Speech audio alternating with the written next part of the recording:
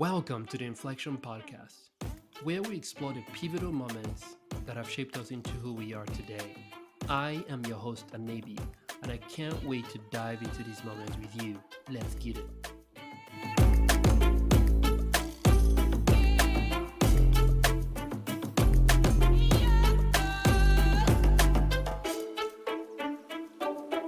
Hello, and welcome to another episode of the Inflection Podcast. Today, I have the unique pleasure of having Melissa, the one and only Melissa Armas, with me, founder, CEO of Collab. It's freaking fantastic to have you with me today, Melissa. Thank you so much, Anibi. It's wonderful to be with you today. Yeah, been a long time coming. Appreciate you. So many things to talk about, gazillion things. Every time we connect, I feel like there's always a lot to catch up on. So I will try my best to keep the conversation to scope. But one of the things that I want to dive into, given that I'm a big stickler for inflection points and turning points and diving into the why behind journeys, is for you, what has it looked like? AZ Collab today, you've done a lot in the past, you've grown as a leader. How has that trajectory looked like for you? That is a very loaded question. I have lived in many places. So you could say I'm a serial expat. So the accent is from Venezuela. So my very early formative years were in Venezuela. And then I moved to the Caribbean where I lived for about 8-ish years. Wow. To Texas and then Arizona. I moved here in 2012 and mostly I've been in the industries of operations and hospitality. And then I transitioned into the tech world in 2017 when I started the Arizona Blockchain. Ooh, AZBI. Could you dive into that a little bit? Given that my interest in blockchain, that I work with a blockchain startup as well right now. What was the impetus for AZBI at the time? So the impetus for AZBI started in 2015. I wanted to transition into something different. Technology was the thing that I wanted to do. And there were a lot of self-taught nights going through edX and Udemy and all the things that I wanted to learn. And then in 2017, I ran into a very old friend. He was actually working at that time at a blockchain company. And we were talking about my journey of learning and getting things into my stack. And then I realized that people who don't know what technology can do for them don't have the access and don't have the friends in the space either to know what's next in their path. So that's what pretty much made AZBI start. AZBI started from a point where we realized people didn't know about technology that was emerging. People didn't know that they didn't have to go to college to get a certificate and get an entry job in certain positions. And also that we realized that people in tech were not talking to people in government or politicians. So that was part of the mix as well. That's very interesting because for me too, in my journey, I'm Nigerian. I moved here, I moved stateside, 10 each years ago. And that was something I had to come to terms with. I had this linear approach to you go to school, you go to college, you finish 2 years and then 2 years, and so maybe 4 years of college, you get a degree, and then you move on to a real job. Ideally, across that process, you're doing some side jobs here and there. But when I came out here, I got a mentor. I was fortunate enough to get a mentor who was like, no, if you've been working in tech, yes, or work on your degree and all that stuff, but you don't have to wait because it's the knowledge that counts. Can you do the work? And that was a paradigm shift for me where I was like, oh, wow. So I got my first gig in tech at 18 years old and started a process for me stateside. But that was something I had to wrestle with. I don't need a degree per se for tech. Not every role, but in many roles in tech, it's more so, and can you do the work? Yeah, to get your foot in the door, you don't. Yeah, Grow, yes, you will. But to get your foot in the door, absolutely. What experiences would you say as a woman working in this space, right? You've been in the periphery of tech, you've set up AZBI and you work with so many tech companies. What would you say have uniquely shaped your approach to building businesses, to leadership, and also your business strategy? I think being a woman in any space comes with an extra set of skills. We learn to work the rooms. We learn to be in a space where we can have conversations and actually can make proposals and can show that we are confident and we have the skill set to get things done. I think over time, it comes down to showing what you've done before, but also having the support of a community that knows what you've done. And reputation also helps you when you're moving around the space. It helps you that we live in a community that is very small. So you work with people and people talk about your work. And then that's how you navigate it. I think as a woman, it's very important to maintain that reputation and having those skills also up to date. Always be learning. So Yeah. that's to get in a room and being able to have those conversations. That's something you do so well that I appreciate about you. The always be learning. Every conversation I have with you, I feel like I move away inspired. Just learning about what you've been learning and your generosity in sharing that. So that's something I really appreciate about you that I want to emulate. Just having that mindset of always be learning. I got to be better today than I was today. I appreciate it. Thanks. The Arizona tech ecosystem is very interesting. I know that you're also passionate you're passionate about civic responsibility and enabling that with technology, building partnerships, but also you're plugged in with the tech ecosystem, the startup ecosystem here. How do you see it evolving in the next, let's say, 5 years based on signal you're saying right now? I guess that there are many opportunities to do more in rural Arizona. Actually, if we could get a way to support upskilling and supporting people in other places to improve their existing businesses, that would be a win. Not everything exists in Phoenix and Tucson. So I think that there are plenty of opportunities for us to find a way to reach out to those communities that are trying to thrive as well and could use some support. 100%. So when you started your journey, I bet you look back on now that you know now and you wish you knew X amount of years ago. Do certain things come to mind when you think of that? You're like, man, 20 years ago, I wish I knew this, or 10 years old, however long. What comes to mind? Time is funny because once you have the life experiences, that's when you have the realizations of how you could do better. Yeah. So if I had to look back and tell my younger self to do something differently professionally, I wouldn't say anything. I think it's part of the growth process, right? We're not the same people that we were at 25, that we are at 35 or 45. 55 because of those experiences. So I think if I went back and told my 25-year-old self certain things, she would be like, what? Why? I wouldn't get it. So I think you have to live through the experiences. As I say that, I also say, if you are in your 20s right now, don't get desperate. You don't have to be the biggest thing or the biggest product right now. You just let it flow. And you learn from your failings and you just pivot. The one thing that you need to do through life is learn how to get back on your feet and try the next thing. That's the one thing. That's a wise counsel. Thanks for sharing that. The AZ startup community, the more you get involved with it, the more you realize it's incredibly small. At some point, it feels like everyone knows everyone. That has been a very interesting effect that I've noticed. It's like you're almost one or two people removed from folks you made. That's pretty wild. But that said, what resources or communities out here or in general would you say have helped you grow with the companies you've you've created and the partnerships you've built? Like what communities out here have been helpful to you? That is complicated because I feel I don't belong to one bubble. When I look at my bubbles, I see a Venn diagram of bubbles. So I have a community to thank because I got introduced to the tech community through Galvanize. So Galvanize was a big influence in my life back in 2017 when I started that road.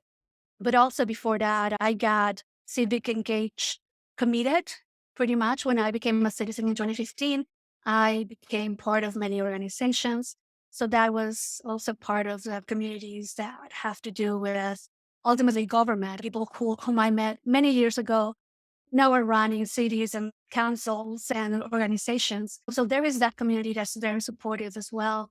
And then also the nonprofit community, because AZBI was a nonprofit. So I had to delve into that world as well. So I would say those communities, all of them, And my hope is to bring them all together and do wonderful things because I strongly believe in public-private partnerships. So I say when you get all the bubbles to converge, that's when you get things done. Absolutely. And you have something in the works along those lines that I'd like to chat about if you're willing for that public-private partnership and how you're enabling that. Thank you.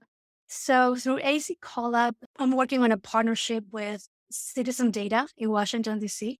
And the project is called the Arizona Inclusive Engagement Project. And this is a groundbreaking new thing that will focus on Hispanic voters, but with a particular emphasis on non-Mexican Hispanic populations. So pretty much if you are from Costa Rica, Venezuela, Colombia, El Salvador, anywhere else, 17 countries that are not Mexican.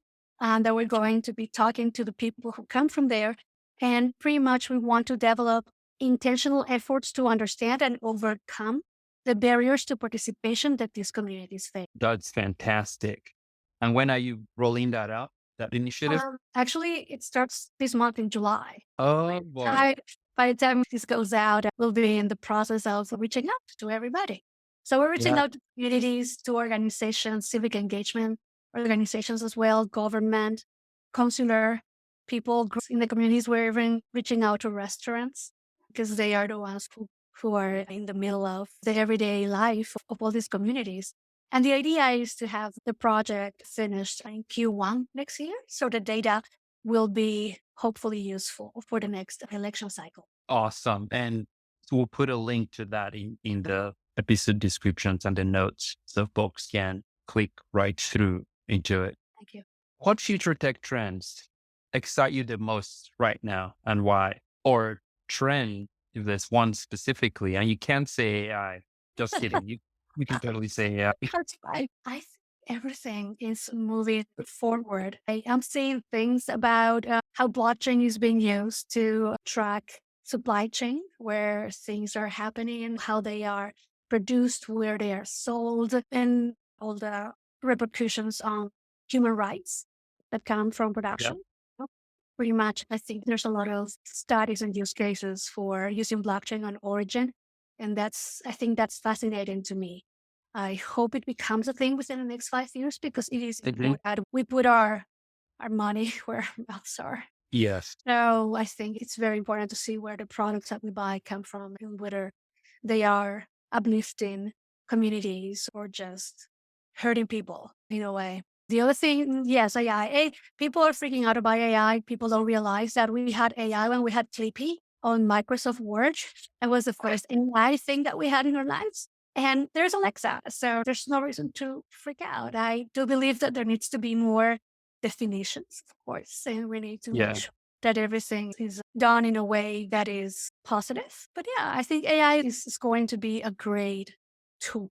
People think that it's going to take jobs away. I don't think that way. I just think that we need to keep learning. We are up to date with technology and with the new things that are coming. What else? I know blockchain and AI are the two things that are mostly taking up my reading time these days. You're speaking my language, even though I'm working at the crossroads of the two spaces right now. But yeah, on the blockchain side, I think there's a lot there that is yet to be realized beyond. For a lot of folks, when you think blockchain, cryptocurrency, blockchain is a lot bigger than crypto. So just bringing that into the public collective knowledge so we can see supply chain traceability and provenance or items you bought, for example, and things like that. I think that's huge. And then there are many other applications in healthcare. We were talking about that before this recording. In healthcare, in agriculture, that I think we'll be seeing some massive seismic shifts shortly here as people build solutions. Yeah, absolutely. And just a disclaimer here, I am not a technologist. I just read a lot. When I've been working in projects, I'm usually the project manager. So I can have conversations about many things within the realm of blockchain and programming and cybersecurity and data analytics, just because I've been the project manager to many interesting projects out there. Yeah, I love it. What advice would you give to, let's say, the women who are planning to take on leadership roles, or even you start their own businesses, but I know not just with women, people in general, it's many times, I think the first step is oftentimes the hardest. It seems daunting and it's just so much that could happen. So that's a very open-ended question. However, if you could give it a shot from your own anecdotal experience, what advice would you give, things that have helped you? The hardest thing for anybody is to come up with the basic concept.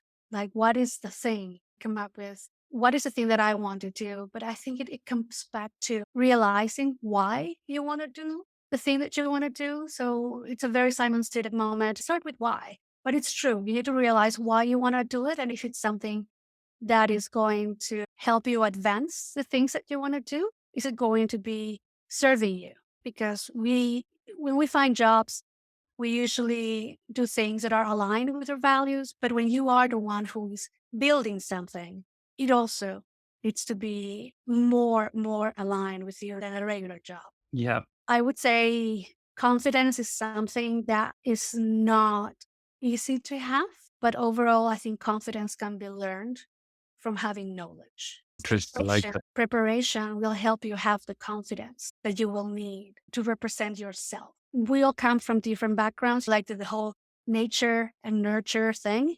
Not all of us were nurtured enough to be extra confident and extra cocky when we walk around life. But I think a way to get to your confidence is by being prepared. If you get to a place where you're going to make a presentation, you need to be prepared for that presentation. You need to know your material. You need to know what answers. You need to anticipate. And overall, when you're preparing, you will know your thing better, and then you will exude confidence just because you prepared. 100%. Yeah. I like that. Along those lines too, on the preparation angle, so I'm doing CrossFit right now. So I'm thinking a lot through the lens of reps. One of the reasons I like CrossFit or working out in general is it's all about repetitions. You have to do it well. It's the reps, it's the sets, 2 sets of 8 reps each. That's 16 reps, right? Well, the more you do those the right way over time, you get better and more confident. So the first time I did the set, lean snatches, I'm like, how do I do this? But by time number 20, you're more confident. Even if it's the same day, you just started learning it. You focus on reps, you use small amount of weight so you don't twist your shoulder, for example. But by rep 20, you're more confident. I think that goes with the preparation aspect, right? It's the reps. You're practicing, you're doing it again and again, and you're getting better.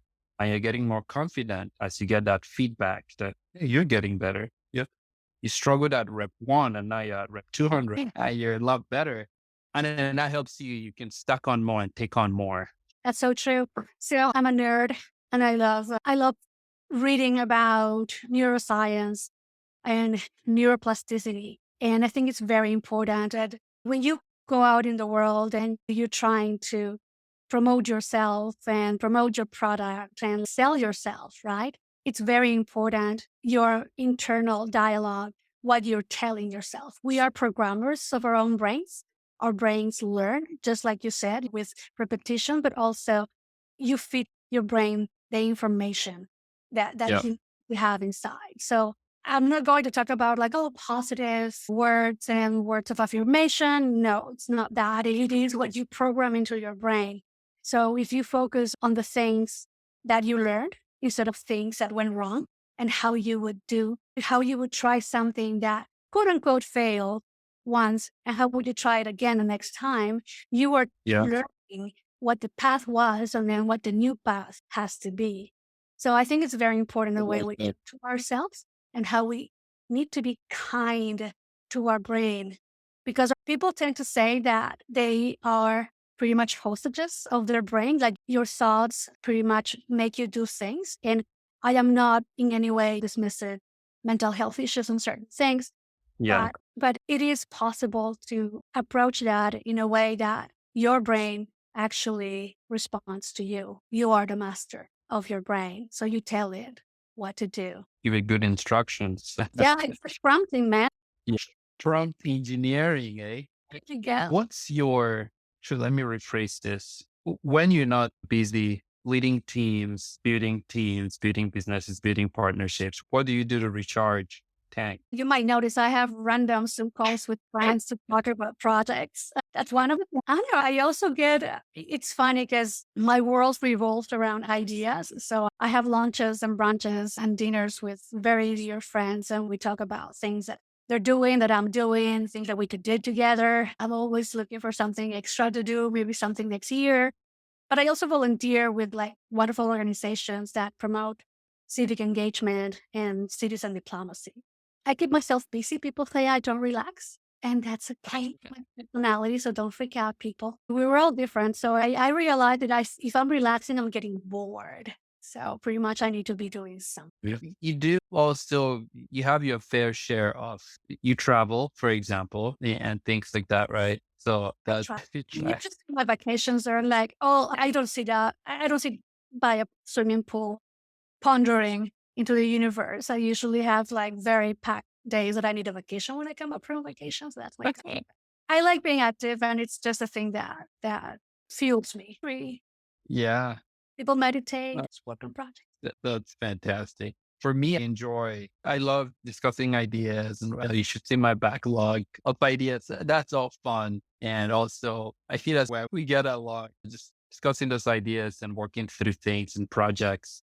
I did realize, I think in the past 2 years, that I like to go hard that way, but I need to take time off. Like I go away for a couple of days just to think and write, things like that. And then I jump back in again. And that's perfect for me. If I can do that a couple of times a year, just go off, think, write, solitude, and then jump back into it again. So, hey, you do you. Yeah, absolutely. But thank you so much, Melissa. It's been fantastic to have you on the pod today. And I look forward to more collaborations and more conversation. Thanks so much, AZBI. It's always a pleasure to get together. I love it. Thank you so much for your time. Right back at you.